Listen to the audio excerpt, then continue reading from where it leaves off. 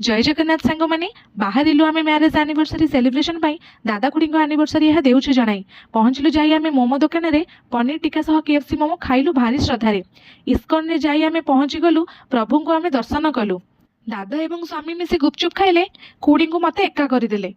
यह सही न पारि आम टिके कोल्ड ड्रिंक्स पीलु। गुपचुपर बदला आम एमती नेलु।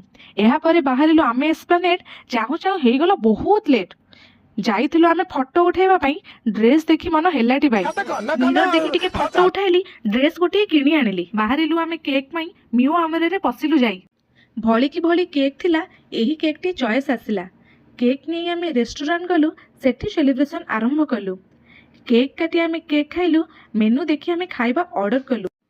भली की भली खाइबा आसी पहुँची गला। खाइबा देखि भोक बहुत जोर कला।